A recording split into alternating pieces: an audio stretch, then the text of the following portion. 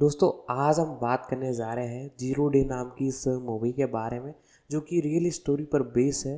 और ये मूवी हमें अपकमिंग देखने को मिलने वाली है। थ्रिलर ये सीरीज है, नेटफ्लिक्स की तरफ से हमें ये देखने को मिलने वाली है। इसी पर बात होगी आज की इस वीडियो में। पूरी जानकारी मैं आपको बताऊंगा, इसकी pre production, releasing, casting fact, detail update के बारे में। तो वीडियो को करते हैं स्टार्ट और इसके बारे में हम जानना चालू करते हैं। यह पृष्ठ अमेरिकी टेलीविजन श्रृंखला के बारे में है। फिल्म के लिए जीरो डे 2003 फिल्म देखें। ताइवानी टेलीविजन श्रृंखला के लिए जीरो डे ताइवान टीवी श्रृंखला देखें। शून्य दिवस शैली राजनीतिक थ्रिलर के द्वारा बनाई गई। Eric Newman, Noah Oppenheim, Michael Schmidt. Showrunner Eric Newman, निर्देशक लेस्ली लिंका ग्लेटर। अभिनीत Robert De Niro, Lizzy Caplan, Jesse Plemons, Joan Allen, Connie Britton, Bill Camp, Dan Stevens, McKinley Belcher 3, Angela Bassett. उद्गम देश संयुक्त राज्य America. मूल भाषा अंग्रेजी।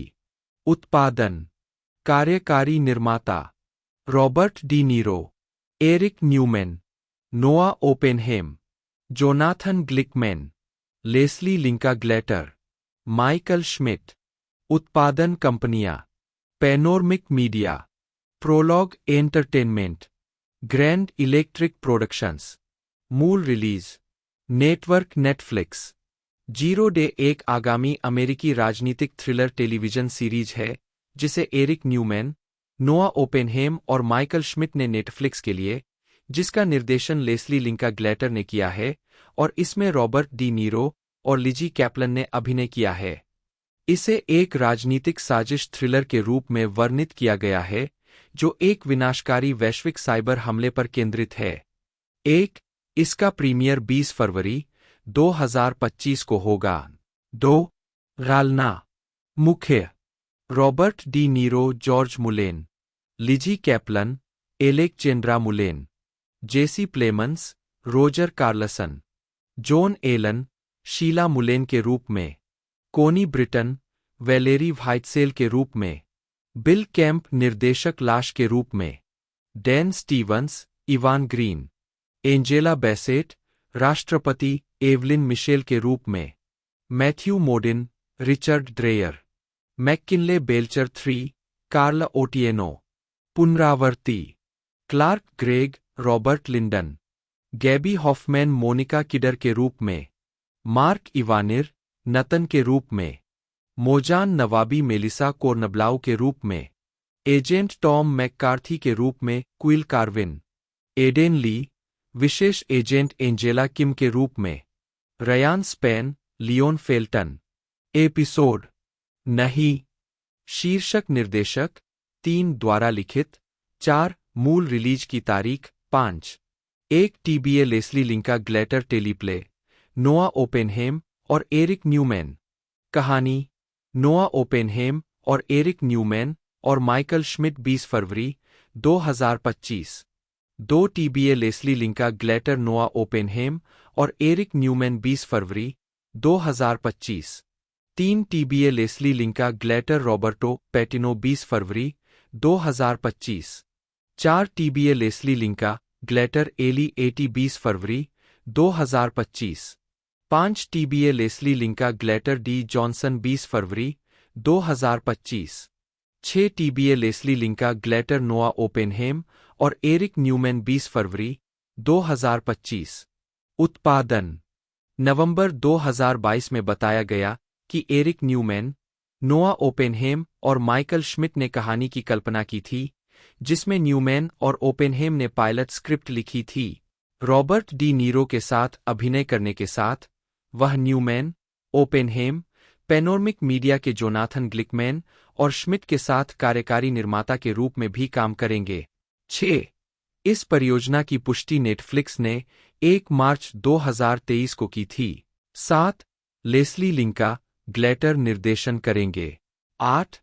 डलाई अप्रैल 2023 में लिजी Caplan, Jesse Plemons, Joan Elon और कोनी ब्रिटन के कलाकारों में शामिल होने का खुलासा हुआ। 1 दिसंबर 2023 में Bill Camp, Matthew Modine, Dan Stevens, McKinley Belcher III, Gabby Hoffmann, Mark Ivanir और क्लार्क ग्रेग कलाकारों में शामिल हुए। 9 फरवरी 2024 में मोजान नवाबी कलाकारों में शामिल हुए। 10 फिल्माने जुलाई 2023 में वेस्टचेस्टर काउंटी, न्यूयॉर्क में एक ट्रेन दुर्घटना को फिल्माने के लिए एक आवेदन प्रस्तुत किया गया था। 11 न्यूयॉर्क और उसके आसपास फिल्मांकन शुरू हो गया था, लेकिन 2023 राइटर्स गिल्ड ऑफ अमेरिका की हड़ताल के कारण जून 2023 में क्रू और कलाकारों को घर भेजकर उत्पादन को निलंबित कर दिया गया था। 13 दिसंबर तक उत्पादन फिर से शुरू हो गया। एरिक न्यूमैन एक अमेरिकी फिल्म और टेलीविजन निर्माता और लेखक है और ग्रैंड इलेक्ट्रिक के संस्थापक है, जो एले आधारित प्रोडक्शन कंपनी है जो नेटफ्लिक्स के साथ टीवी और फिल्म दोनों में समग्र सौदे करती है। वह नार्कोस, मैक्सिको, ट्रू स्टोरी और आगामी जीरो डे के शोरनर है। प्रारंभिक जीवन 31 दिसंबर 1970 को जन्मे और लॉस एंजिल्स में पलेब्रे Newman Curtis school, Harvard Boys school, अब हार्वर्ड वेस्टलेक स्कूल और यूनिवर्सिटी ऑफ सदर्न कैलिफोर्निया के स्कूल ऑफ सिनेमा टेलीविजन, जिसे अब USC school of cinematic arts के नाम से जाना जाता है, से स्नातक है। वह कई अकादमी पुरस्कार, एमी और ग्रैमी विजेता संगीतकार और गीतकार रैंडी न्यूमैन और उनकी पहली पत्नी रोजविथा श्मेले 1944 से 2017 के बेटे हैं। वह संगीतकार डेविड न्यूमैन और थॉमस न्यूमैन के चचेरे भाई और अकादमी पुरस्कार विजेता संगीतकार लियोनेल न्यूमैन, एमिल न्यूमैन और अल्फ्रेड न्यूमैन के भतीजे हैं। आजीविका उन्होंने सबसे पहले 1993 से 1995 तक television sketch comedy show Saturday Night live (SNL) के लिए एक प्रशिक्षु और सहायक के रूप में काम किया। उसके बाद SNL निर्माता और निर्माता लोर्न माइकल्स के ब्रॉडवे वीडियो के साथ प्रोडक्शन एग्जीक्यूटिव के रूप में काम किया। वहां न्यूमैन ने 1995 की क्रिस फार्ले बटा David Spade film Tommy Boy के साथ साथ उनकी 1996 की रीटीमिंग ब्लैक शीप की देखरेख में मदद की। न्यूमैन 1999 में एक विकास और उत्पादन कार्यकारी के रूप में बीकन कम्युनिकेशंस, जिसे अब बीकन पिक्चर्स के नाम से जाना जाता है, में शामिल हुए। उनके कार्यकाल के दौरान कंपनी ने यूनिवर्सल स्टूडियो के साथ अपने प्रोडक्शन डील के तहत कई तरह की फिल्में बनाई, जिनमें शामिल है the family man, bring it on, 13 days, the hurricane और 2001 की टोनी स्कॉट निर्देशित स्पाई गेम, जिसमें ब्रैड पिट और रॉबर्ट रेडफोर्ड ने अभिनय किया, जिसकी देखरेख में न्यूमैन ने मदद की। वे 2002 की ड्रामा द एम्परर्स क्लब के कार्यकारी निर्माता भी थे, जिसमें केविन क्लाइन ने अभिनय किया और माइकल हॉफमैन ने निर्देशन किया। न्यूमैन ने 2000 में बीकन को छोड़ दिया और अनुभवी निर्माता और निर्देशक मार्क अब्राहम और निर्माता थॉमस ए ब्लिस के साथ मिलकर स्ट्राइक एंटरटेनमेंट का गठन किया। 2001 में न्यूमैन ने जॉर्ज ए रोमेरो की classic Dawn of the Dead के रीमेक के अधिकार हासिल किए और इसे लिखने के लिए अपने दोस्त जेम्स गन को नियुक्त किया। इसके तुरंत बाद उन्होंने इसे निर्देशित करने के लिए पहली बार निर्देशक बने जैक स्नाइडर को चुना। 2004 की डॉन ऑफ द डेड का बजट $26 मिलियन था और 2004 में रिलीज होने पर दर्शकों के बीच यह बहुत सफल रही, जिसने दुनिया भर में $100 मिलियन से अधिक की कमाई की। 2 हॉरर शैली में न्यूमैन की सफलता जेम्स गन की पहली निर्देशित फिल्म स्लिथर के साथ जारी रही। 2006 में न्यूमैन द्वारा निर्मित अल्फोंसो क्वारोन की चिल्ड्रन ऑफ मेन भी थी। चिल्ड्रन ऑफ मेन को आलोचकों की प्रशंसा मिली और अंततः इसे 3 अकादमी पुरस्कारों के लिए नामांकित किया गया। एली रोथ और स्टूडियो कैनाल के साथ साझेदारी में न्यूमैन ने 2010 की द लास्ट एक्सोर्सिज्म की कल्पना की और उसका निर्माण किया, जिसे $1.6 मिलियन के बजट में बनाया गया था। लायंसगेट द्वारा रिलीज की गई फिल्म ने $20 मिलियन के ओपनिंग वीकेंड के साथ $70 मिलियन से अधिक की कमाई की। द थिंग 2011 और रोबोकॉप 2014 के रीमेक का पालन किया गया। न्यूमैन का टीवी में पहला कदम तब आया जब उन्हें ब्रायन मैकग्रीवी का गॉथिक हॉरर उपन्यास हेमलॉक ग्रोव मिला। उन्हें लगा कि यह एक अच्छा टीवी शो बन सकता है और उन्होंने अपने दोस्त और पिछले सहयोगी एली रोथ को पायलट के कार्यकारी निर्माता और निर्देशन के लिए शामिल किया। ब्रायन मैकग्रीवी और उनके लेखन साथी ली शिपमैन के साथ मिलकर इस जोड़ी ने शो को नेटफ्लिक्स पर लाया और यह उस समय के नवोदित स्ट्रीमर का दूसरा मूल कार्यक्रम बन गया, जो 2012 से 2015 तक 3 सीजन तक चला। 2014 में न्यूमैन ने ग्रैंड इलेक्ट्रिक का गठन किया और कोलंबिया में ड्रग युद्ध के दौरान एक फिल्म के सेट के बारे में अपने लंबे समय से विकसित विचार के साथ आगे बढ़े। न्यूमैन 1997 में एस्कोबार की मौत के बाद की कहानी और इससे पैदा हुए सत्ता के शून्यता के बारे में सुनने के बाद पाब्लो एस्कोबार को न्याय दिलाने के अमेरिका के प्रयासों में रुचि रखने लगे थे। न्यूमैन ने इस विचार पर आधारित फिल्म की पटकथा लिखने के लिए पटकथा लेखक कार्लो बर्नार्ड और डग मिरो को शामिल किया।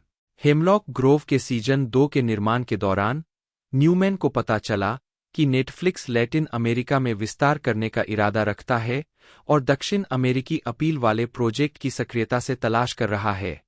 न्यूमैन ने अभी तक अलिखित फिल्म प्रोजेक्ट को 10 भाग के टेलीविजन शो में बदल दिया और कार्यकारी निर्माता और निर्देशन के लिए ब्राजील के निर्देशक जोस पेडिल्हा को साथ लिया। 3 यह शो 2015 में लगभग सार्वभौमिक प्रशंसा, सर्वश्रेष्ठ शो के लिए बाफ्टा और गोल्डन ग्लोब नामांकन के साथ साथ सेवा के लिए एक विशाल वैश्विक दर्शकों के साथ शुरू हुआ। 4 इसकी सफलता ने 2 सीजन के नवीनीकरण को सुरक्षित किया, जिसमें न्यूमैन ने लेखन शोरनर के रूप में कार्यभार संभाला। फ्रेंचाइजी की दूसरी किस्त के लिए शो को मैक्सिको में स्थानांतरित करने से पहले उन्होंने नार्कोस के 2 और सीजन के माध्यम से उस भूमिका को जारी रखा। नार्कोस मेक्सिको को भी प्रशंसा और बड़ी दर्शक संख्या मिली और न्यूमैन ने शो पर अपने लेखन के लिए राइटर्स गिल्ड से नामांकन अर्जित किया। 5 नार्कोस मेक्सिको में 2 सीजन में न्यूमैन ने अपने नेटफ्लिक्स सौदे के तहत परियोजनाओं के अपने विस्तारित स्लेट पर ध्यान केंद्रित करने के लिए शोर्निंग की दिन प्रतिदिन की भूमिका से बाहर कदम रखा। न्यूमैन ने नेटफ्लिक्स के लिए विल स्मिथ बटा Joel Edgerton starrer Bright 2017, Jamie Foxx बटा Joseph Gordon Levitt action project power 2020, Chris Hemsworth बटा Miles Teller sci fi feature Spiderhead 2022, 7 और ओपियोइड महामारी सीमित श्रृंखला पेनकिलर 2023, 8 का निर्माण किया, जिसका निर्देशन पीटर बर्ग ने किया। न्यूमैन ने केविन हार्ट बटा वेस्ली स्नेप्स श्रृंखला ट्रू स्टोरी 2021, 9 भी बनाई और कुख्यात कोकीन तस्कर ग्रिसेल्डा ब्लैंको के जीवन पर आधारित सोफिया वेरगारा मिनीसीरीज ग्रिसेल्डा का सहनिर्माण किया। 10 न्यूमैन ने रिबेल मून 2023 बटा 2024 का भी निर्माण किया, जो जैक स्नाइडर द्वारा निर्देशित 2 भाग की स्पेस ओपेरा फिल्म है। 11 2023 में नेटफ्लिक्स ने घोषणा की कि न्यूमैन जीरो डे का सहनिर्माण और कार्यकारी निर्माण करेंगे, जो एक राजनीतिक थ्रिलर मिनीसीरीज है जिसमें रॉबर्ट डी नीरो अपनी पहली प्रमुख टेलीविजन भूमिका में एंजेला बेसेट, लिजी कैप्लन, जेसी प्लेमंस और कोनी ब्रिटन के साथ दिखाई देंगे। 12 न्यूमैन अमेरिकन प्राइमवल का कार्यकारी निर्माण भी करेंगे, जो पीटर बर्ग द्वारा निर्देशित और टेलर किट्सच और बेट्टी गिल्पिन अभिनीत एक आगामी पश्चिमी सीमित श्रृंखला है। 13 व्यक्तिगत जीवन न्यूमैन अपनी पत्नी और 3 बच्चों के साथ लॉस एंजिल्स में रहते हैं। उद्धरण आवश्यक फिल्मोग्राफी जब तक अन्यथा उल्लेख न किया जाए, वे सभी फिल्मों में निर्माता थे। पतली परत वर्ष पतली परत श्रेय 1996 कुलकलंक सहयोगी निर्माता 2002 सम्राट का क्लब कार्यकारी निर्माता 2004 मृतकों की सुबह 2006 लुढ़कना चिल्ड्रन ऑफ मेन 2008 प्रतिभा की झलक कार्यकारी निर्माता 2010 पिछले भूत भगाने 2011 बात समय के भीतर 2012 लोहे की मुट्ठी वाला आदमी 2013 लास्ट एक्सॉर्सिज्म भाग 2 संस्कार कार्यकारी निर्माता 2014 रोबोकॉप 2017 चमकदार 2020 प्रोजेक्ट पावर, 2022 जीवन की सैर, स्पाइडर हेड, दोनों तरफ देखे, 2023 विद्रोही चंद्रमा, भाग 1, आग का बच्चा, 2024 विद्रोही चंद्रमा, भाग 2, स्कारगिवर, टीबीए उज्ज्वल 2, लुप्तप्राय प्रजातियां, धन ऋण, ऊपरी दुनिया, परेशानी मेरा व्यवसाय है, विविध दल, वर्ष पतली परत भूमिका, 1992 वेन की दुनिया, प्रोडक्शन सहायक, 1995 टॉमी बॉय उत्पादन सहयोगी, टेलीविजन, वर्ष शीर्षक श्रेय, 2013, 15 सफेद पुष्प वाले विशैला पौधे, हेमलॉक का बगीचा कार्यकारी निर्माता, 2015, 17 नाकोस कार्यकारी निर्माता, 2020 वेजिटेल शो, 2018, 21 नार्कोस, मेक्सिको कार्यकारी निर्माता, 2021 सच्ची कहानी कार्यकारी निर्माता, 2022 वर्तमान चौकीदार कार्यकारी निर्माता, 2023 दर्द निवारक कार्यकारी निर्माता, 2024 क्रिसेल्डा कार्यकारी निर्माता, 2025 अमेरिकन प्राइमवल कार्यकारी निर्माता, 0 दिवस कार्यकारी निर्माता, लेखक के रूप में, वर्ष शीर्षक, 1994 NYPD blue, 2017 Narcos, 2018 20 Narcos, Mexico, 2021 सच्ची कहानी, 2024 क्रिसेल्डा, 2025 0 दिवस, नोआ ओपेनहेम, जन्म 1977 या 1978, एक अमेरिकी टेलीविजन निर्माता, लेखक और पटकथा लेखक है। इससे पहले ओपेनहेम एनबीसी के टुडे शो के कार्यकारी प्रभारी और वरिष्ठ निर्माता थे, जहां उन्होंने प्रसारण के 7 से 8 बजे के घंटे की देखरेख की और प्रोडक्शन कंपनी रेवेले में विकास के प्रमुख थे। 2-3 वह 2017 में एनबीसी न्यूज के अध्यक्ष बने। 4 उसी वर्ष रोनन फेरो ने दावा किया कि ओपेनहेम ने हार्वे वीनस्टीन यौन शोषण मामलों पर उनकी रिपोर्टिंग को रोकने का प्रयास किया, एक दावा जिसे ओपेनहेम ने नकार दिया। ओपेनहेम ने जनवरी 2023 में एनबीसी न्यूज के अध्यक्ष पद से इस्तीफा दे दिया और एनबीसी यूनिवर्सल के साथ एक फिल्म और टीवी उत्पादन समझौता किया। 5 प्रारंभिक जीवन, ओपेनहेम का जन्म एक यहूदी परिवार में हुआ था, एक मार्सिया, नीनुसबाम और जे ओपेनहेम के बेटे। 6 उन्होंने टक्सन, एरिजोना में ग्रेगरी स्कूल में पढ़ाई की और स्कूल के अखबार ग्रेगोरियन चैंट के लिए एक संपादक और लेखक के रूप में काम किया। 7 हाई स्कूल के बाद ओपेनहेम ने 2000 में हार्वर्ड विश्वविद्यालय से मैग्ना कम लाउड की उपाधि प्राप्त की। हार्वर्ड में पढ़ाई के दौरान ओपेनहेम 1999 से 2000 तक हार्वर्ड क्रिम्सन के संपादकीय अध्यक्ष थे। आजीविका, लिखना। अक्टूबर 2006 में ओपेनहेम और डेविड किडर ने रोडेल, इंक. श्रृंखला द इंटेलेक्चुअल डिवोशनल का सहलेखन किया। 8 श्रृंखला के खंड the intellectual devotional American history ने 2007 में राजनीतिक पुस्तकों के लिए the New York times best seller सूची बनाई। 9 एक पटकथा लेखक के रूप में ओपेनहेम ने फिल्म जैकी लिखी, जिसके लिए उन्होंने 73वें वेनिस अंतर्राष्ट्रीय फिल्म महोत्सव में सर्वश्रेष्ठ पटकथा का पुरस्कार जीता। 10, 11 और द मेज रनर और द डाइवर्जेंट सीरीज एलिगेंट की पटकथाओं का सहलेखन किया। 12, 13 नवंबर 2022 में वैराइटी ने बताया कि ओपेनहेम और एरिक न्यूमैन ने नेटफ्लिक्स के लिए जीरो डे नामक एक राजनीतिक थ्रिलर सीरीज का सहलेखन किया, जिसमें रॉबर्ट डी नीरो ने पूर्व अमेरिकी राष्ट्रपति की भूमिका निभाई। 14 टेलीविजन, सीएनबीसी, एमएसएनबीसी। ओपेनहेम ने 2001 में एमएसएनबीसी में क्रिस मैथ्यूज के साथ हार्डबॉल में एक वरिष्ठ निर्माता के रूप में अपना टेलीविजन करियर शुरू किया। 15, 16 इसके बाद वे 2003 में लॉन्च होने पर स्कारबोरो कंट्री के कार्यकारी निर्माता बन गए। 17, 18 बाद में 2003 में ओपेनहेम ने इराक युद्ध के मीडिया कवरेज की आलोचना करते हुए एक लेख लिखा। 1920 एनबीसी नाइटली न्यूज के कार्यकारी निर्माता स्टीव कैपस और एंकर टॉम ब्रोको ने एनबीसी से जुड़े निर्माता द्वारा लिखे जा रहे एक राय लेख के बारे में शिकायत की। 21 उन्होंने 2004 में एमएसएनबीसी छोड़ दिया। 2005 में एनबीसी न्यूज में वापस आ गए, जहां उन्होंने जिम क्रैमर के साथ सीएनबीसी के मैड मनी को बनाने में मदद की और 2008 तक द टुडे शो के वरिष्ठ निर्माता के रूप में काम किया।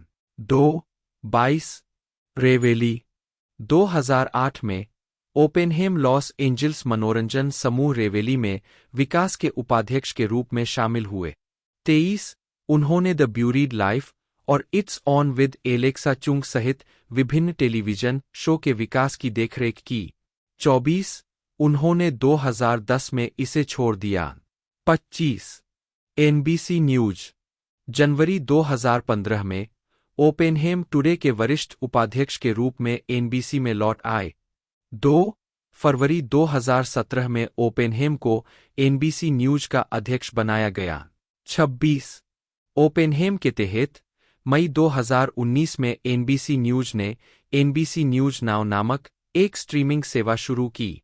28 दिसंबर 2021 में ओपेनहेम ने कहा कि पसंदीदा नई स्ट्रीमिंग सेवा बनने के लिए प्रतिस्पर्धा तेज हो रही है, क्योंकि उपभोक्ता की आदतें समर्पित स्ट्रीमिंग प्लेटफॉर्म की ओर स्थानांतरित हो गई है। 29-30 जून 2019 में Oppenheim US broadcast news outlets के 3 प्रमुखों में से एक थे जिन्होंने वादा किया था कि 2020 के राष्ट्रपति चुनाव चक्र का कवरेज अधिक गहन और सूक्ष्म होगा। ओपेनहेम ने कहा कि एनबीसी न्यूज चुनाव अभियान को कवर करने के लिए बड़ी संख्या में पत्रकारों को काम पर रख रहा है, जिसमें देश भर के स्थानीय अखबारों के पत्रकार भी शामिल हैं, जो अपने क्षेत्र के जानकार हैं। 31 अगस्त 2020 में ओपेनहेम ने कहा कि एनबीसी न्यूज ने चुनाव सुरक्षा और गलत सूचना को कवर करने वाले कर्मचारियों की संख्या दोगुनी कर दी है। 32 लेकिन उन्होंने कहा कि वह चुनावी अराजकता और भ्रम की एक आत्मपूर्ति वाली भविष्यवाणी से बचने की कोशिश कर रहे थे। 32 सच कहूं तो देश की भलाई हमारे सतर्क, अनुशासित और अडिग रूप से सही होने पर निर्भर करती है, उन्होंने द न्यूयॉर्क टाइम्स को बताया। नबीसी न्यूज के अध्यक्ष के रूप में अपने कार्यकाल के दौरान हार्वर्ड में भाग लेने के दौरान ओपेनहेम द्वारा लिखे गए लेख और राय के टुकड़े फिर से सामने आए, जिसने ओपेनहेम द्वारा एनबीसी में विकसित की जा रही संस्कृति और महिला कर्मचारियों के लिए समायोजन के बारे में चिंताएं जताईं। 34-35 उन पर टुडे शो में अपनी पत्नी द्वारा सहलिखित बच्चों की किताबों को बार बार बढ़ावा देने के लिए स्वार्थी व्यवहार करने का आरोप लगाया गया है। 36 2021 में ओपेनहेम ने NBC news studio projects the thing about palm 37, 38, 39 और मेमोरी बॉक्स इकोज ऑफ 9/11 में कार्यकारी निर्माता के रूप में काम किया। 40-39 मार्च 2022 में ओपेनहेम ने वैरायटी को बताया कि एनबीसी न्यूज स्टूडियोज उत्तरी अमेरिका के बाहर स्ट्रीमिंग सेवा के लिए योजनाबद्ध विदेशी विस्तार के पहले चरण के रूप में यूनाइटेड किंगडम में लॉन्च हो रहा था, यह बताते हुए कि यूके को आंशिक रूप से इसलिए चुना गया क्योंकि यह हमारे वैश्विक समाचार एकत्रीकरण कार्यों का केंद्र था। 11 जनवरी 2023 को एनबीसी ने कहा कि ओपेनहेम एनबीसी न्यूज के अध्यक्ष पद से हट जाएंगे और उन्होंने एनबीसी यूनिवर्सल के साथ एक फिल्म और टीवी उत्पादन समझौता किया है। 5 वैरायटी के अनुसार ओपेनहेम ने अपने कार्यकाल के दौरान एनबीसी न्यूज का विस्तार किया, जिसमें मॉर्निंग शो टुडे पर आधारित स्ट्रीमिंग सेवाएं, पॉडकास्ट और डिजिटल उत्पाद पेश करना शामिल था। उन्होंने इसके डिजिटल और पारंपरिक समाचार संचालन के लिए कई प्रिंट पत्रकारों को भी काम पर रखा और टुडे शो को स्थिर रखने में मदद की। 42-43 हार्वे वेनस्टीन 2017 में हार्वे वीनस्टीन यौन शोषण के आरोपों के बारे में कहानी पर रोनन फेरो को रखने का विचार ओपेनहेम का था, जिसे मी टू आंदोलन को लोकप्रिय बनाने का श्रेय दिया गया था। हालांकि एनबीसी न्यूज अंततः इसे प्रकाशित करने में विफल रहा, एक निर्णय जिसके लिए फेरो ने ओपेनहेम को दोषी ठहराया। 44-45 फेरो ने कहानी को द न्यू यॉर्कर में ले लिया, जिसने इसे जल्द ही प्रकाशित किया। 46-47-48 एनबीसी न्यूज संगठन और ओपेनहेम की वीनस्टीन की कहानी प्रकाशित न करने के लिए आलोचना की गई थी।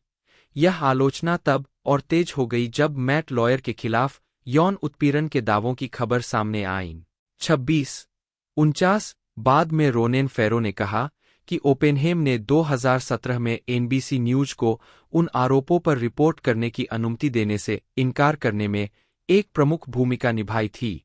ओपेनहेम ने फेरो के दावे का खंडन किया और कहा कि एनबीसी न्यूज ने कहानी पर रिपोर्ट न करने का कारण यह चुना था कि उपलब्ध साक्ष्य उनके पत्रकारिता के मानकों को पूरा नहीं करते थे। 44 हालांकि एनबीसी न्यूज के भीतर समकालीन चर्चाओं के अन्य खाते ओपेनहेम द्वारा एनबीसी पत्रकारों को वीनस्टीन पर रिपोर्टिंग करने से रोकने के अनुरूप है। 44-50 फेरो ने यह भी बताया कि एनबीसी न्यूज ने एक विकिपीडिया व्हाइटवॉशर को काम पर रखा था, जिसने ओपेनहेम सहित कई विकिपीडिया लेखों से वेनस्टेन मामले में एनबीसी की भूमिका के संदर्भ हटा दिए थे। माइकल एस श्मिट, जन्म 23 सितंबर 1983, एक अमेरिकी पत्रकार, लेखक और वाशिंगटन डीसी में द न्यूयॉर्क टाइम्स के संवाददाता है। वह नेटफ्लिक्स शो के निर्माता भी है। वह राष्ट्रीय सुरक्षा और संघीय कानून प्रवर्तन को कवर करते हैं और राजनीति, मीडिया और खेल के बारे में कई हाई प्रोफाइल स्टोरीज को तोड़ चुके हैं। 2 वह एमएसएनबीसी और एनबीसी न्यूज के लिए राष्ट्रीय सुरक्षा योगदानकर्ता भी है। उन्होंने जिन प्रमुख कहानियों को उजागर किया है, उनमें हिलेरी क्लिंटन द्वारा इस्तेमाल किए जाने वाले एक निजी ईमेल सर्वर का अस्तित्व भी शामिल है। ट्रंप के राष्ट्रपति पद के दौरान उन्होंने कई प्रमुख कहानियों को उजागर किया, जिसमें मुलर जांच का विवरण, ट्रंप की जांच और चुनाव को पलटने के ट्रंप के प्रयास और अपने दुश्मनों के खिलाफ संघीय सरकार को हथियार बनाने के ट्रंप के प्रयास शामिल है। क्लिंटन के कवरेज के लिए डेमोक्रेट और वामपंथी टिप्पणीकारों द्वारा उनकी व्यापक रूप से आलोचना की गई, जिसका उन्होंने दावा किया कि उनकी उम्मीदवारी को नुकसान पहुंचा है। 2018 में श्मिट ने पिछले वर्ष अपने काम के लिए 2 पुलित्जर पुरस्कार जीते। 3 पुलित्जर पुरस्कारों में से एक यह खबर तोड़ने के लिए दिया गया था कि राष्ट्रपति ट्रंप ने एफबीआई निदेशक जेम्स कॉमी से वफादारी की प्रतिज्ञा करने और माइकल फ्लिन की संघीय जांच को बंद करने के लिए कहा था। 4 उस कहानी के कारण न्याय विभाग ने राष्ट्रपति ट्रंप की जांच के लिए रॉबर्ट ए. मुलर III को एक विशेष वकील नियुक्त किया। 5 द न्यूयॉर्क टाइम्स में एमिली स्टील के साथ श्मिट ने फॉक्स न्यूज के व्यक्तित्व बिल ओरेली के खिलाफ यौन उत्पीड़न के आरोपों के बारे में एक कहानी के लिए पुलित्जर पुरस्कार जीता, जिसके कारण फॉक्स ने ओरेली को निकाल दिया। 6 उन्होंने फिल्म निर्माता हार्वे वीनस्टीन के खिलाफ यौन शिकारी के आरोपों की कहानियों के लिए सार्वजनिक सेवा के लिए 2018 पुलित्जर पुरस्कार और खोजी व्यवसाय पत्रकारिता के लिए 2018 गेराल्ड लोएब पुरस्कार साझा किया, जिसके कारण मी टू आंदोलन का उदय हुआ। 7-8 2023 में उन्होंने टकर कार्लसन द्वारा भेजे गए टेक्स्ट संदेशों की सामग्री के बारे में कहानी को तोड़ दिया, जिसके कारण फॉक्स में उन्हें बाहर कर दिया गया।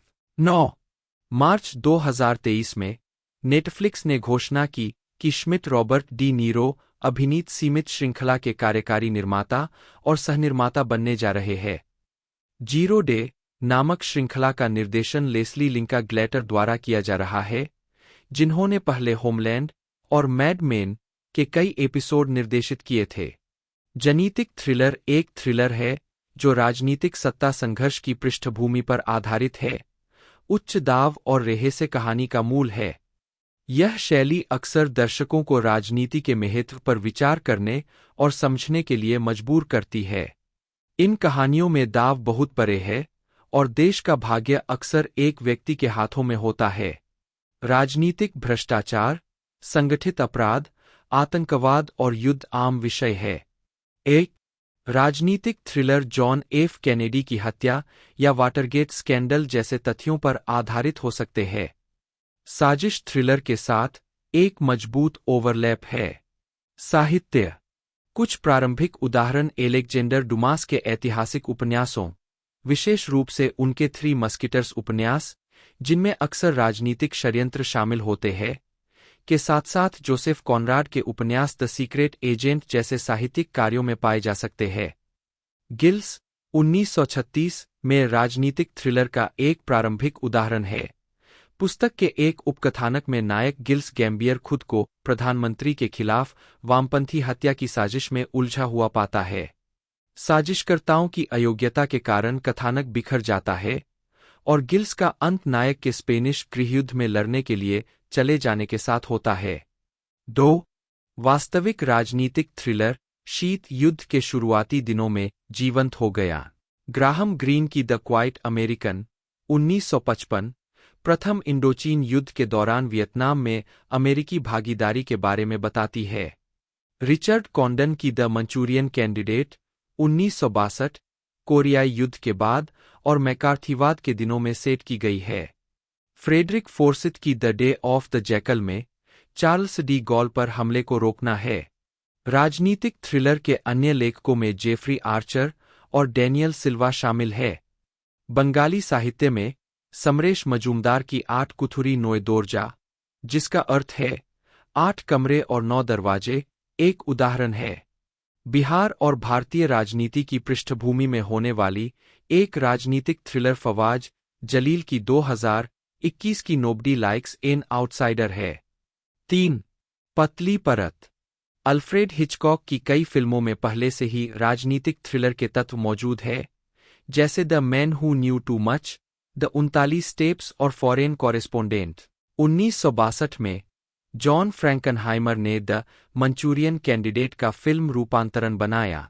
1960 और 1970 के दशक के अंत में राजनीतिक थ्रिलर का उदय हुआ, जिसने अमेरिकी सैन्य और राजनीतिक इतिहास में वियतनाम और वाटरगेट स्कैंडल युग की पृष्ठभूमि को सक्रिय रूप से प्रतिबिंबित किया और आधुनिक समय के राजनीतिक नेतृत्व की साजिशों और निराशावाद का एक बड़े पैमाने पर स्पष्ट दृष्टिकोण प्रस्तुत किया, जिसमें राजनेताओं और गुप्त सेवाओं के अभिसरण के आसपास के दावे शामिल थे, जो लोगों की इच्छा को बेअसर करने और सक्रिय रूप से असंतोष को दूर करने पर केंद्रित एक तथाकथित डीप स्टेट बनाने के लिए सांठगांठ कर रहे थे। All the President's Men, Watergate scandal पर आधारित। द पैरलैक्स व्यू, जिसका शुरुआती दृश्य रॉबर्ट एफ कैनेडी की हत्या के आसपास के षड्यंत्र के सिद्धांतों पर सक्रिय रूप से आधारित है। द कन्वर्सेशन और 3 डेज ऑफ द कोंडोर जैसी फिल्में।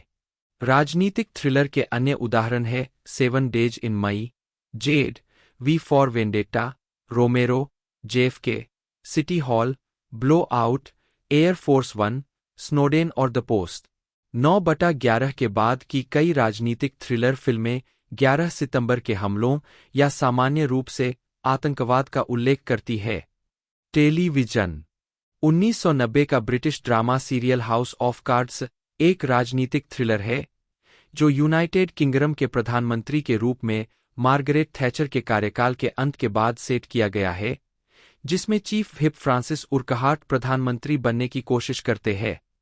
केविन स्पेसी अभिनीत बाद के नेटफ्लिक्स रूपांतरण को संयुक्त राज्य अमेरिका में सेट किया गया है और इसमें कांग्रेसमैन फ्रांसिस अंडरवुड के राष्ट्रपति चुने जाने की साजिशों का विवरण दिया गया है। शोंडा राइम्स की टेलीविजन श्रृंखला स्कैंडल में कालानुक्रमिक प्रारूप में एक राजनीतिक थ्रिलर के कई तत्व शामिल है। पूर्व एबीसी और नेटफ्लिक्स श्रृंखला डेसिग्नेटेड सर्वाइवर राजनीतिक सत्ता संघर्ष को दर्शाती है, जो एक आतंकवादी हमले के परिणामस्वरूप होता है, जो स्टेट ऑफ द यूनियन के दौरान संयुक्त राज्य अमेरिका कैपिटल को नष्ट कर देता है, राष्ट्रपति की हत्या कर देता है और उनके उत्तराधिकारियों में से एक को छोड़कर बाकी सभी की हत्या कर देता है। 2015 की ओकुपर्ट, अंग्रेजी ऑक्यूपाइड, जल्द ही नॉर्वे की सबसे महंगी टीवी सीरीज बन गई, जिसमें दिखाया गया कि रूस और यूरोपीय संघ नॉर्वे को अपने गैस और तेल उत्पादन को बहाल करने के लिए सहयोग कर रहे हैं। इस सीरीज का budget 90 million Norwegian krone 3.8 million British pound sterling से ज्यादा था। इसे पहले नॉर्वे में टीवी 2 पर प्रसारित किया गया और फिर यूनाइटेड किंगडम में स्काई आर्ट्स पर प्रसारित किया गया। बाद में इसे दुनिया भर में नेटफ्लिक्स में जोड़ा गया। 2017 एबीएस-सीबीएन की बदला अपराध राजनीतिक रहस्य महाकाव्य वाइल्डफ्लावर आइवी अगुआस बटा लिली क्रूज माजा सल्वाडोर नामक एक महिला की कहानी बताती है जो अपने परिवार के नुकसान के लिए प्रतिशोध की योजना बनाती है और शोषक और दमनकारी अर्दियंटे राजनीतिक राजवंश को उखाड़ फेंकने के लिए तैयार है। टॉम क्लैंसी की जैक रयान एक अमेरिकी एक्शन राजनीतिक थ्रिलर स्ट्रीमिंग टेलीविजन श्रृंखला है जो टॉम क्लैंसी द्वारा निर्मित काल्पनिक रयानवर्स के पात्रों पर आधारित है, जिसका प्रीमियर 31 अगस्त 2018 को अमेजन प्राइम वीडियो पर हुआ था। 2018 में ब्रिटिश राजनीतिक थ्रिलर बॉडीगार्ड ने पूरे ब्रिटेन में तेजी से लोकप्रियता हासिल की। 2008 के बाद से बीबीसी के सबसे ज्यादा देखे जाने वाले आंकड़े हासिल किए। इस सीरीज में पीएस डेविड बर्ग को दिखाया गया है जो ब्रिटिश सेना के एक युद्ध के दिग्गज है और पीटीएसडी से पीड़ित है। वह मेट्रोपॉलिटन पुलिस के लिए उनके रॉयल्टी और स्पेशलिस्ट प्रोटेक्शन ब्रांच के भीतर काम कर रहे हैं। उन्हें महत्वाकांक्षी गृह सचिव जूलिया मोंटेग की सुरक्षा का काम सौंपा गया है, जिनकी राजनीति हर उस चीज के लिए खरी है जिससे वह घृणा करते हैं। इसे 24 अक्टूबर 2018 को दुनिया भर में नेटफ्लिक्स पर रिलीज किया गया था। थिएटर एक नाटककार जिसने इस शैली को अपनाया है वह गैरी मिशेल है, जो 2000 के दशक में यूरोपीय थिएटर में सबसे चर्चित आवाजों में से एक बन गया, जिसके राजनीतिक थ्रिलर ने यकीनन उसे उत्तरी आयरलैंड का सबसे महान नाटककार बना दिया है। सितंबर 2020 में श्मिट की पहली पुस्तक डोनाल्ड ट्रंप बनाम the United States Inside the Struggle to Stop a President Penguin Random House द्वारा जारी की गई थी। 11, 12, 13 पुस्तक को सकारात्मक समीक्षा मिली और यह न्यूयॉर्क टाइम्स बेस्ट सेलर सूची में तीसरे नंबर पर और अमेजन और वॉल स्ट्रीट जर्नल दोनों की बेस्ट सेलर सूची में दूसरे नंबर पर पहुंच गई। 14 इससे पहले श्मिट के करियर में वह एक स्पोर्ट्स रिपोर्टर थे और उन्होंने बेसबॉल में डोपिंग के बारे में कई बड़ी खबरें ब्रेक की, जिसमें सैमी सोसा। 15 डेविड ऑर्टिज और मैनी रामिरेज ने प्रदर्शन बढ़ाने वाली दवाओं के लिए सकारात्मक परीक्षण किया था। 16 अप्रैल 2024 में उन्होंने इस बारे में कहानी को ब्रेक किया कि कैसे लगभग आधे चीनी तैराकी दल ने 2021 ग्रीष्मकालीन ओलंपिक से पहले प्रतिबंधित दवा के लिए सकारात्मक परीक्षण किया, लेकिन उन्हें मंजूरी नहीं दी गई।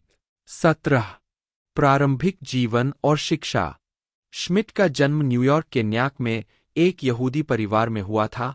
18 उनके माता पिता राहेल और जेम्स श्मिट है। जेम्स श्मिट एक प्रसिद्ध धन प्रबंधक है। माइकल श्मिट ने रिचमंड, वर्जीनिया में जॉन रैंडोल्फ टकर हाई स्कूल में हाई स्कूल की पढ़ाई की, जहां उन्होंने बेसबॉल खेला। 19 उन्होंने 2005 में ईस्टर्न, पेंसिल्वेनिया में लाफायट कॉलेज से अंतर्राष्ट्रीय मामलों में एबी के साथ स्नातक की उपाधि प्राप्त की और सहपाठी एरिन कोएन के साथ मैरूनर की सहस्थापना और संपादन भी किया। 20-21 आजीविका 2004 में श्मिट ने द बोस्टन ग्लोब में काम किया। 19 श्मिट ने 2005 में द न्यूयॉर्क टाइम्स के लिए एक समाचार क्लर्क के रूप में काम करना शुरू किया। दिसंबर 2007 में उन्हें एक स्टाफ रिपोर्टर बनाया गया, जहां उन्होंने प्रदर्शन बढ़ाने वाली दवाओं और खेलों में कानूनी मुद्दों को कवर किया। 22, 23, 24 2009 में श्मिट ने यह खबर उजागर की कि डेविड ऑर्टिज, मैनी रामिरेज 25 और सैमी सोसा 26 उन लगभग 100 खिलाड़ियों में शामिल थे जिनका 2003 में प्रदर्शन बढ़ाने वाली दवा के लिए परीक्षण सकारात्मक आया था।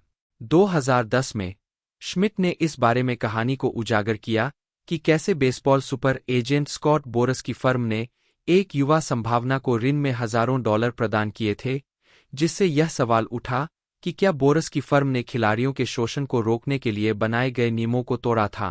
27 श्मिट 2011 के दौरान इराक में टाइम्स के संवाददाता थे। इराक में अपने कार्यकाल के दौरान उन्होंने बगदाद के एक कबाड़खाने में कई गोपनीय दस्तावेजों को उजागर किया।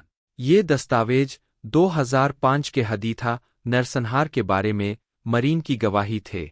उस घटना में मरीन ने 26 इराकी नागरिकों को मार डाला था। एक इराकी कबाड़खाने के कर्मचारी ने स्मोक्ड कार पकाने के लिए अन्य वर्गीकृत अमेरिकी दस्तावेजों का इस्तेमाल किया था। 28 यह कहानी, जो 2011 में अमेरिकी सैनिकों के इराक छोड़ने के समय प्रकाशित हुई थी, की व्यापक रूप से प्रशंसा की गई थी। 29 मई 2015 में श्मिट टाइम्स के उन पत्रकारों के समूह का हिस्सा थे जिन्होंने न्याय विभाग द्वारा फीफा अधिकारियों पर आरोप लगाने के बारे में कई कहानियां प्रकाशित की थीं। श्मिट स्विट्जरलैंड के एक होटल की लॉबी में थे जब कानून प्रवर्तन अधिकारियों ने अधिकारियों को गिरफ्तार किया।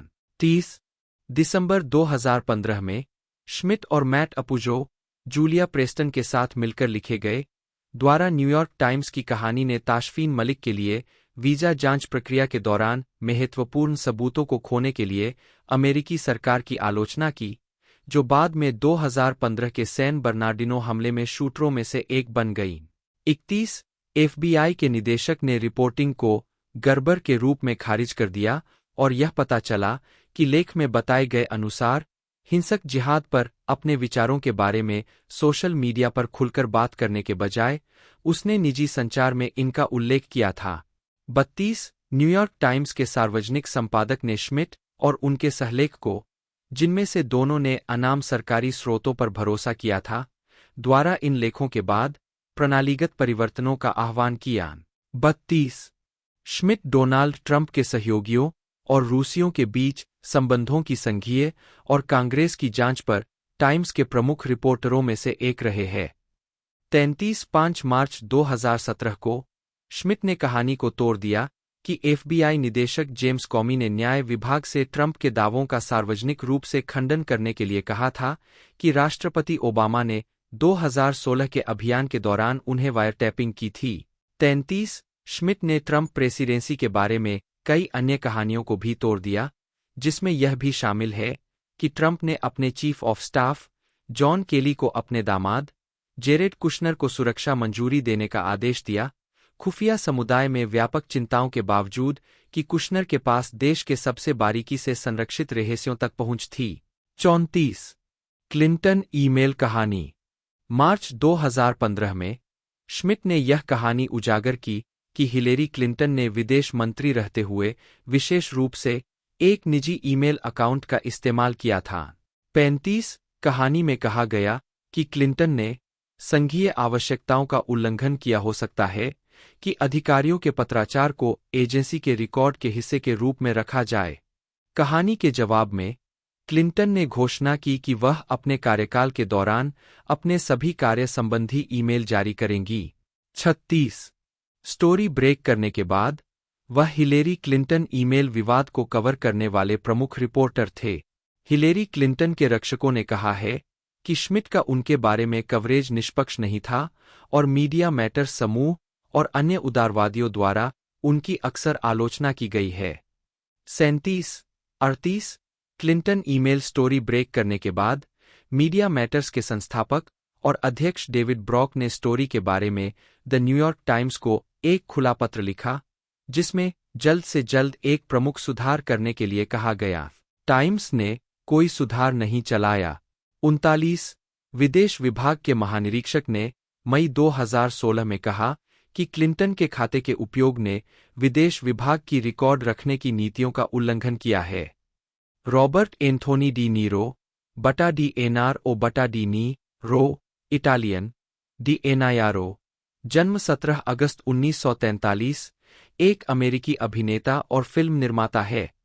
उन्हें अपनी पीढ़ी के सबसे महान और प्रभावशाली अभिनेताओं में से एक माना जाता है। डी नीरो विभिन्न पुरस्कारों के प्राप्तकर्ता है, जिसमें 2 अकादमी पुरस्कार और 1 गोल्डन ग्लोब पुरस्कार के साथ साथ 8 बाफ्टा पुरस्कार और 4 एमी पुरस्कारों के लिए नामांकन शामिल है। उन्हें 2003 में AFI लाइफ अचीवमेंट अवार्ड, 2009 में कैनेडी सेंटर ऑनर्स, 2011 में सेसिल बी. डेमिल पुरस्कार और 2019 में screen actors guild life achievement पुरस्कार से सम्मानित किया गया था। डी नीरो को 2016 में अमेरिकी राष्ट्रपति बराक ओबामा द्वारा प्रेसिडेंशियल मेडल ऑफ फ्रीडम प्रदान किया गया था। डी नीरो ने HB studio, Stella Adler conservatory और ली स्ट्रैसबर्ग के एक्टर स्टूडियो में अभिनय का अध्ययन किया। उनकी पहली क्रेडिट स्क्रीन भूमिका ब्रायन डी पाल्मा की ग्रीटिंग्स 1968 में थी। मार्टिन स्कॉर्सेसे के साथ डी नीरो का पहला सहयोग crime drama film mean streets 1973 में था। डी नीरो ने 2 अकादमी पुरस्कार जीते हैं, एक फ्रांसिस फोर्ड कोपोला की द गॉडफादर पार्ट 2 1974 में वीटो कोर्लियोन की भूमिका के लिए सर्वश्रेष्ठ सहायक अभिनेता के लिए और दूसरा स्कॉर्सेसे के ड्रामा रेजिंग बुल 1980 में जेक लामोटा का चित्रण करने के लिए सर्वश्रेष्ठ अभिनेता के लिए।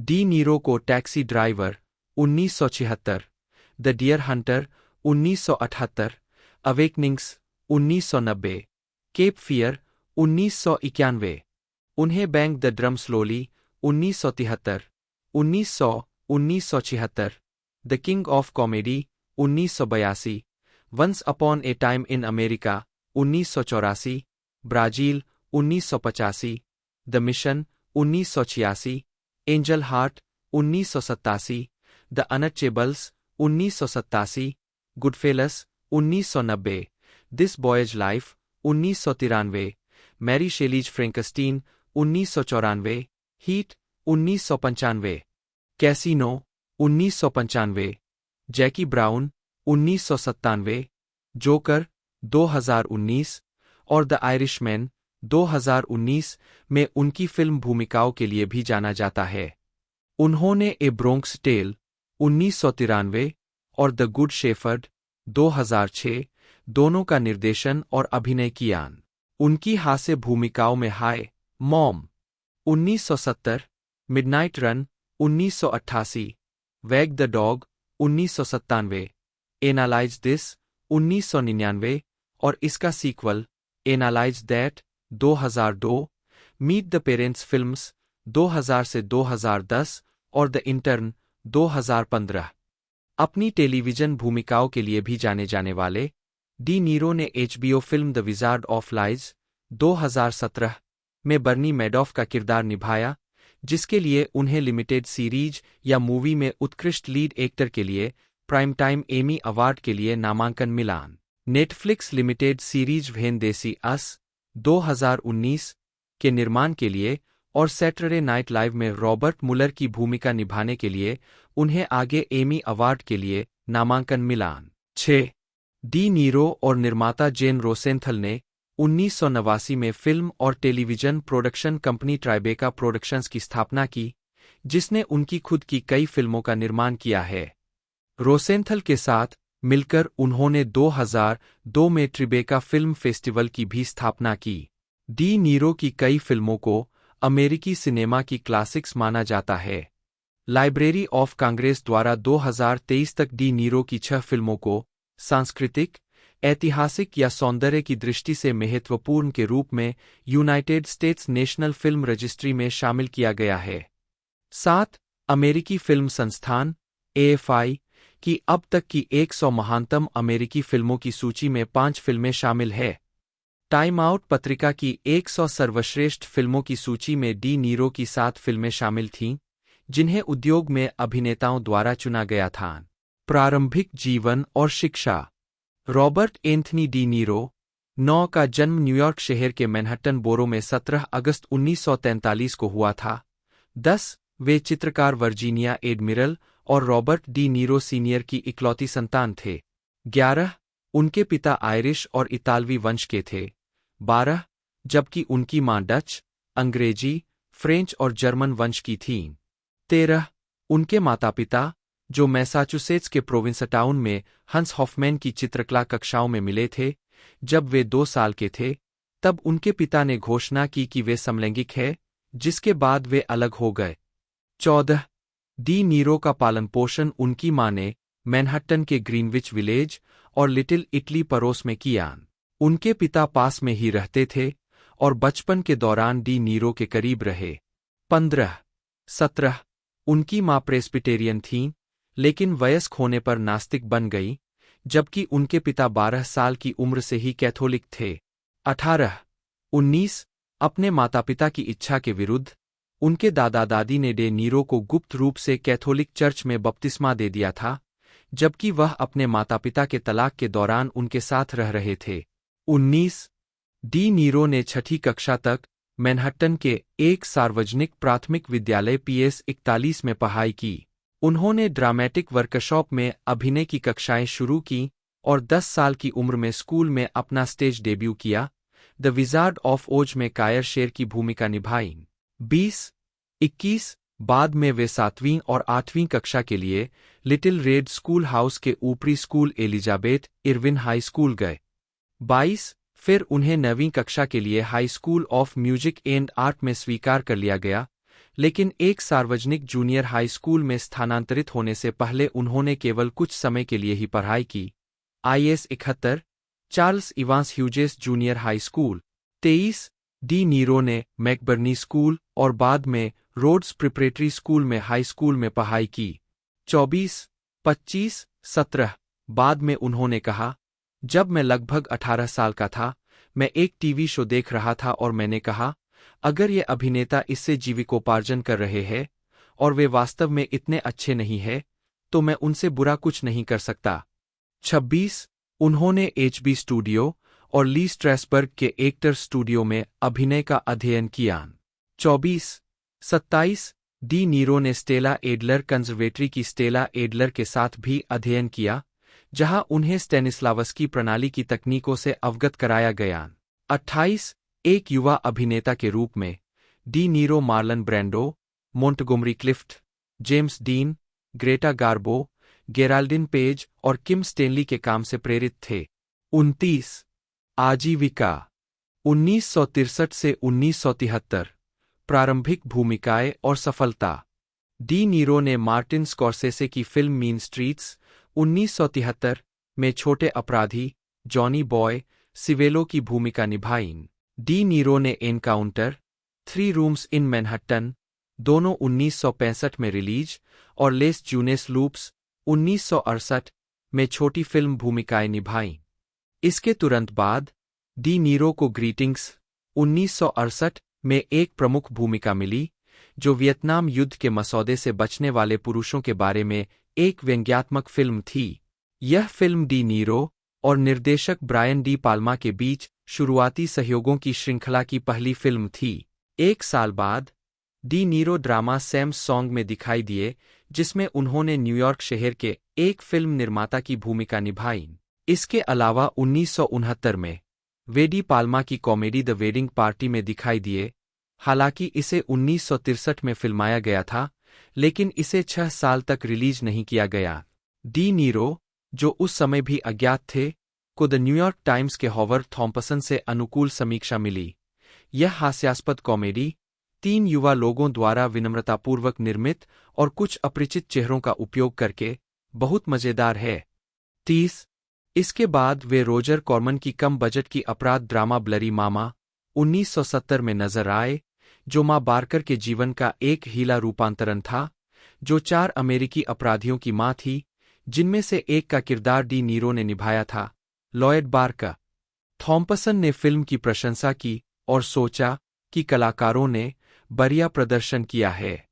31 इसके बाद डी नीरो ने डी पाल्मा की कॉमेडी हाय मॉम 1970 में अभिनय किया, जो ग्रीटिंग्स का सीक्वल था। द न्यू यॉर्कर के लिए लिखते हुए रिचर्ड ब्रॉडी ने कहा कि डी नीरो अपने चरित्र में अनियंत्रित सहजता लाते हैं। 32 जेनिफर ऑन माई माइंड 1971 1972 में डी नीरो ने चार्ल्स मैरीन द्वारा निर्देशित द अमेरिकन प्लेस थिएटर में 2 प्रदर्शनों में अभिनय किया। 33 फिर वह बैंग द ड्रम स्लोली 1973 के साथ बड़े पर्दे पर लौटे, जिसमें उन्होंने हॉजकिन रोग से पीड़ित मेजर लीग बेसबॉल खिलाड़ी ब्रूस पियर्सन की मुख्य भूमिका निभाई। उनके सहकलाकार माइकल मोरियार्टी और विंसेंट गार्डेनिया थे।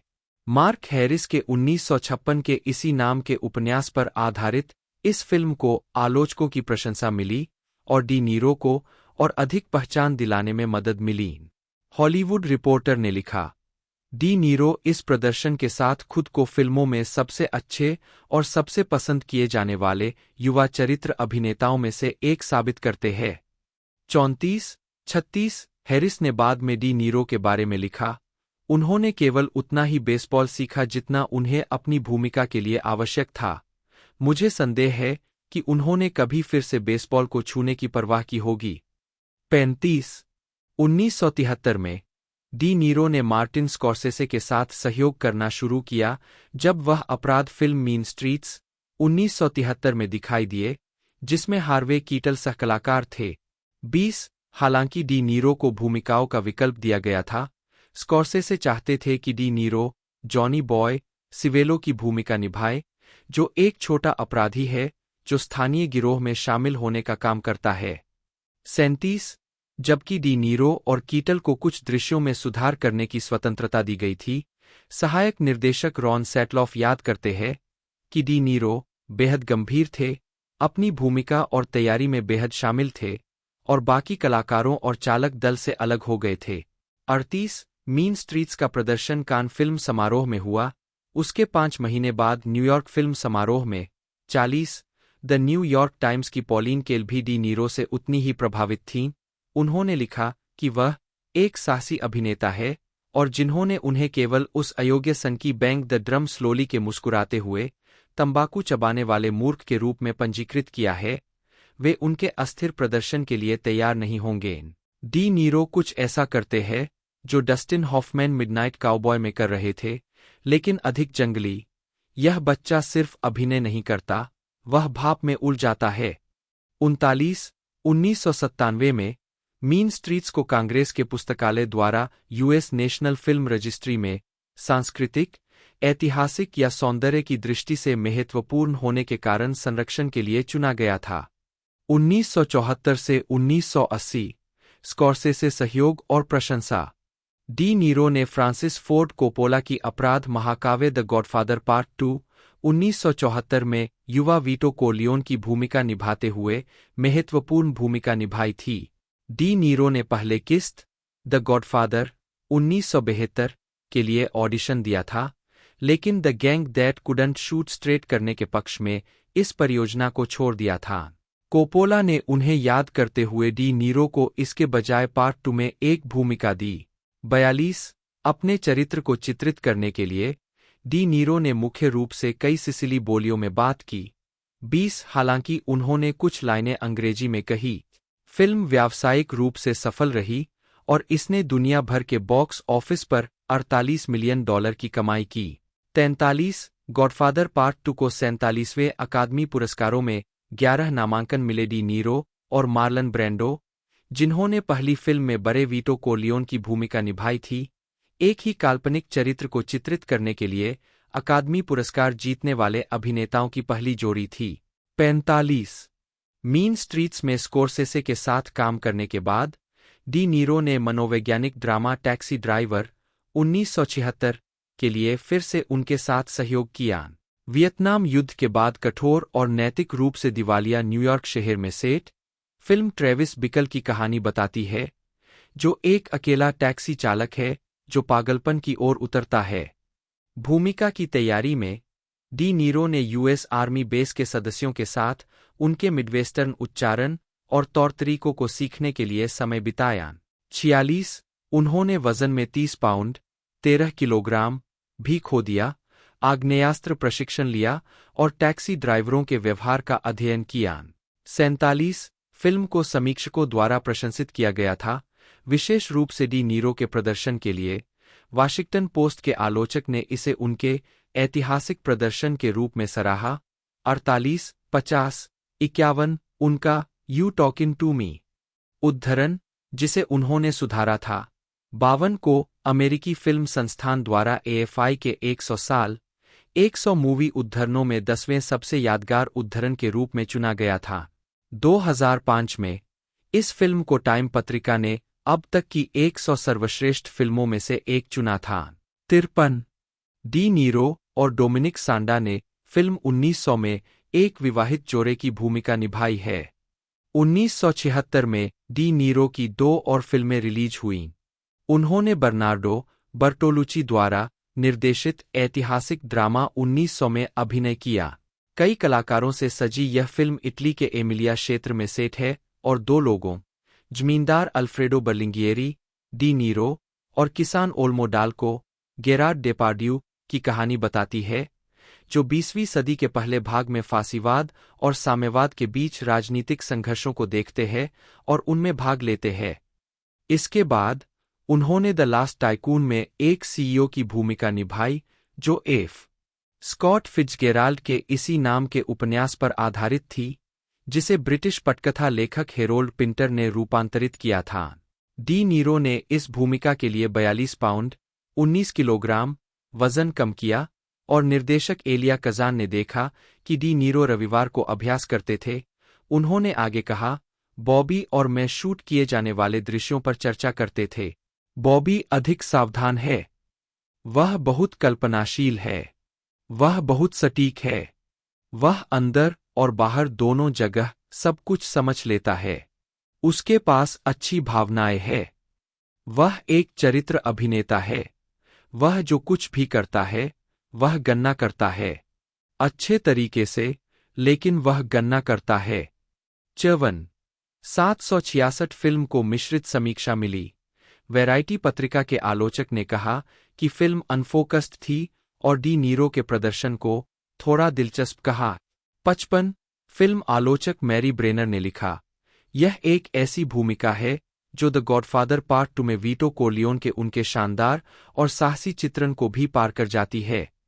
उनका प्रदर्शन सबसे बेहतरीन के साथ तुलना करने योग्य है।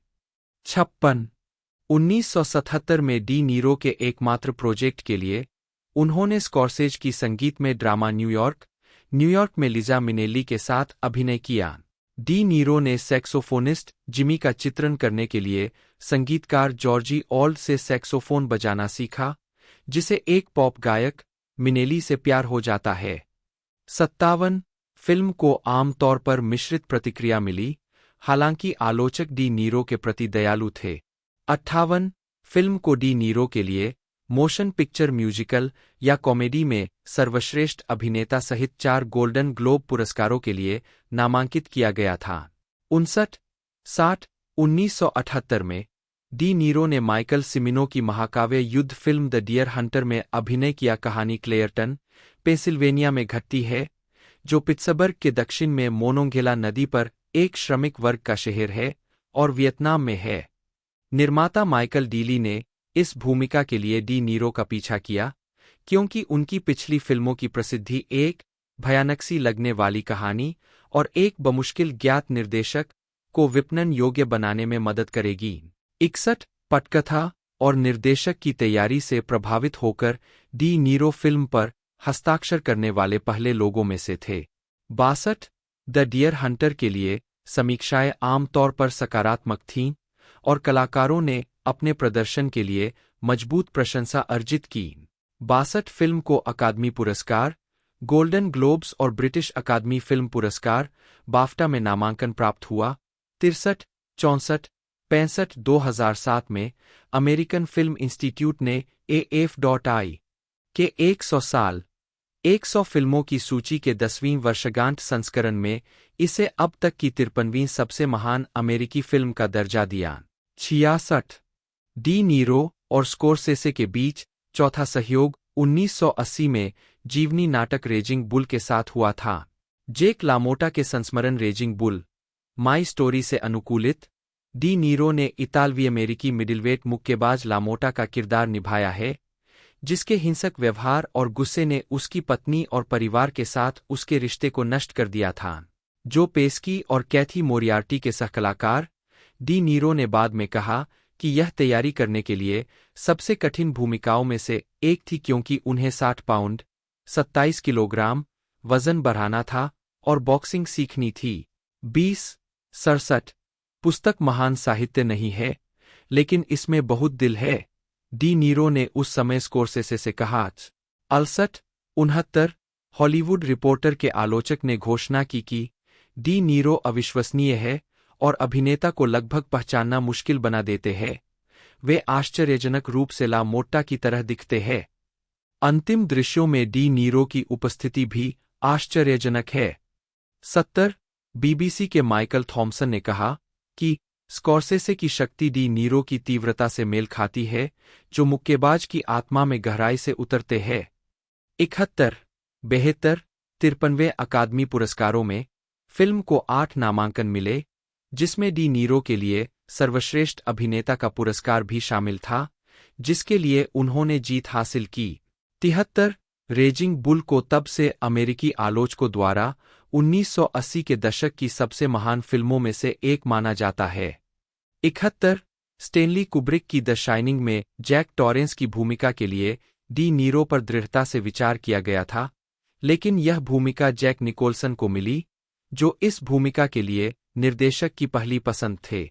डी नीरो की अगली फिल्म परियोजना ड्रामा गिल्टी बाय सस्पिशन 1991 थी, जिसमें उन्होंने डेविड मेरिल की भूमिका निभाई, जो एक काल्पनिक फिल्म निर्देशक था जो मैकार्थी युग और हॉलीवुड ब्लैकलिस्ट के दौरान अमेरिका लौट रहा था। फिल्म को आमतौर पर अनुकूल समीक्षा मिली। 103 इसके बाद उन्होंने मिस्ट्री ड्रामा बैकड्राफ्ट 1991 में एक अनुभवी फायर इंस्पेक्टर की भूमिका निभाते हुए एक छोटी भूमिका निभाई। डी नीरो की 1991 की सबसे बड़ी सफलता केप फियर थी, जो स्कॉर्सेसे के साथ उनकी 7वीं फिल्म थी और इसी नाम की 1962 की फिल्म की रीमेक थी। डी नीरो ने दोषी बलात्कारी मैक्स कैडी का किरदार निभाया है, जो एक पूर्व सार्वजनिक रक्षक से बदला लेना चाहता है, जिसने मूल रूप से उसका बचाव किया था। डी नीरो के प्रदर्शन की व्यापक रूप से सराहना हुई।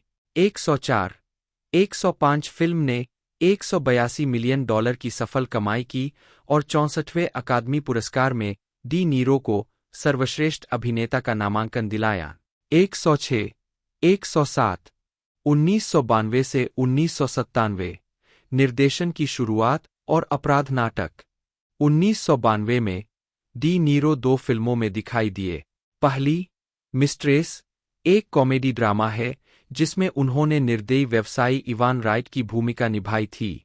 उनके प्रदर्शन के बारे में द इंडिपेंडेंट के आलोचक ने डी नीरो को हमने उन्हें कुछ समय पहले जितना देखा है उससे कहीं अधिक शहरी और सुसंगत कहा।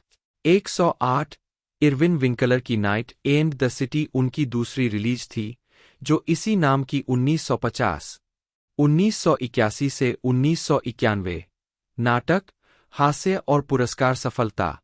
डी नीरो ट्रू कन्फेशंस 1981 के साथ अपराध शैली में लौटे, जिसे जॉन ग्रेगरी डन के 1977 के इसी नाम के उपन्यास से रूपांतरित किया गया था। अपनी पिछली फिल्म की तुलना में कम चुनौतीपूर्ण, डी नीरो ने एक पुजारी की भूमिका निभाई जो अपने भाई रॉबर्ट डुवेल से भिड़ जाता है, जो एक वेश्या की हत्या की जांच कर रहा एक जासूस है। द न्यूयॉर्क टाइम्स के विंसेंट कैनबी ने सोचा कि कई बार कथानक का अनुसरण करना कठिन था, लेकिन उन्होंने उन अभिनेताओं की प्रशंसा की जो एक साथ इतनी खूबसूरती से काम करते हैं कि कभी-कभी ऐसा लगता है जैसे एक ही प्रदर्शन किया हो। 75 अभिनय भूमिकाओं की अपनी सीमा का विस्तार करने और अपनी अभिनय क्षमताओं को साबित करने के लिए डी नीरो ने 1980 के दशक में हास्यपूर्ण लहजे वाली फिल्मों की तलाश की। 76 उन्होंने इसे द किंग ऑफ कॉमेडी 1982 में पाया। 76 फिल्म दर्शकों को पाने में विफल रही और $19 मिलियन के बजट से केवल $2.5 मिलियन की कमाई करके बॉक्स ऑफिस पर निराशाजनक रही। 77 78 हालांकि अधिकांश आलोचकों ने डी नीरो के प्रदर्शन की प्रशंसा की। 79 उनकी अगली फिल्म सर्जियो लियोन की वंस अपॉन ए टाइम इन अमेरिका 1984 थी, जिसमें उन्होंने डेविड नूडल्स आरोनसन की भूमिका निभाई, जो न्यूयॉर्क शहर का यहूदी गैंगस्टर था। 229 मिनट के रन टाइम के साथ नाट्य कट का प्रीमियर 1984 के कान फिल्म फेस्टिवल में हुआ और इसे 15 मिनट का स्टैंडिंग ओवेशन मिला। 80 फिल्म को अमेरिका के सिनेमाघरों के लिए छोटा किया गया 139 मिनट, लेकिन यह आलोचकों के साथ बेहद अलोकप्रिय साबित हुआ। 80 falling in love Meryl Streep के साथ अभिनीत एक रोमांटिक कॉमेडी 1984 की उनकी आखिरी रिलीज थी। एक साल बाद डी नीरो ने पहली बार एक साइंस फिक्शन ब्राजील में अभिनय किया जो एक डायस्टोपियन समाज में रहने वाले एक दिवास्वप्न देखने वाले व्यक्ति के बारे में थी। हालांकि फिल्म बॉक्स ऑफिस पर असफल रही, लेकिन ब्राजील को द क्राइटेरियन कलेक्शन में शामिल किया गया। 82 मई 1986 में डी नीरो लॉन्गकेयर थिएटर में मंच पर लौटे, Cuba and his teddy bear के निर्माण में मुख्य भूमिका निभाई। 83 अपनी अगली फीचर फिल्म के लिए उन्होंने जेरेमी आयरन्स के साथ द मिशन 1986, जो 18वीं शताब्दी के दक्षिण अमेरिका में एक जेसुइट मिशनरी के अनुभवों के बारे में एक पीरियड ड्रामा। 84 हालांकि फिल्म ने सर्वश्रेष्ठ छायांकन के लिए एक अकादमी पुरस्कार, सर्वश्रेष्ठ संपादन सहित 3 बाफ्टा और सर्वश्रेष्ठ पटकथा और सर्वश्रेष्ठ मूल स्कोर के लिए 2 गोल्डन ग्लोब। 85, 86, 87 1987 में डी नीरो को 2 छोटी फिल्म भूमिकाएं मिलीं। पहली में उन्हें एलन पार्कर की हॉरर एंजेल हार्ट में लुइस साइफ्रे के रूप में लिया गया, जो विलियम हॉट्सबर्ग के 1978 के उपन्यास फॉलिंग एंजेल का रूपांतरण था। 88 दूसरी में उन्होंने डी पाल्मा की अपराध ड्रामा द अनटचेबल्स में अल कैपोन की भूमिका निभाई, जबकि पॉलिन केल का मानना था कि डी नीरो छोटी भूमिकाएं करने के लिए आलसी थे। डी पाल्मा ने यह कहकर उनका बचाव किया कि वे उन पात्रों के साथ प्रयोग कर रहे थे। 33 जुलाई 1987 में उन्होंने 15वें मास्को अंतर्राष्ट्रीय फिल्म महोत्सव में जूरी के अध्यक्ष के रूप में सेवा करने के लिए रूस की यात्रा की।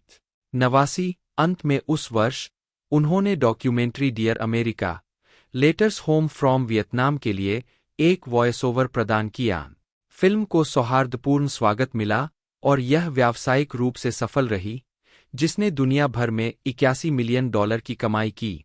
91 अपनी मिश्रित समीक्षा में द वाशिंगटन पोस्ट के हैल हिंसन ने डी नीरो के बारे में लिखा, डी नीरो ने यह भी खुद को छोटा कर लिया है और उन्हें महान अभिनेता की भूमिका और नाटकीयता से दूर देखना राहत की बात है।